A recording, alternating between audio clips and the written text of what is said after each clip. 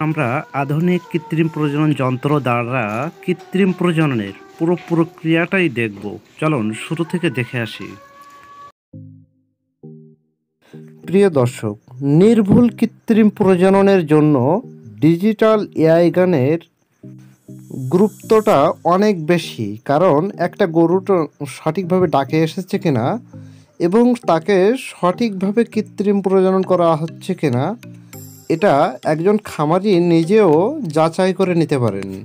এবং এটি এআই কর্মীর জন্য খুবই সহায়ক একটি যন্ত্র, কারণ জরায়ুর ভিতরে যে ধরনের রোগগুলো আক্রান্ত হয় সেটা সাধারণত বাইরে থেকে দেখা যায় না, যে কারণে একজন কৃত্রিম প্রজনন কর্মীকে বিভিন্ন রোগ শনাক্ত করায় সমস্যায় পড়তে হয়। আশা করি সামনের দিনে এটির ব্যবহারের কারণে এই সমস্যাগুলো আর থাকবে না।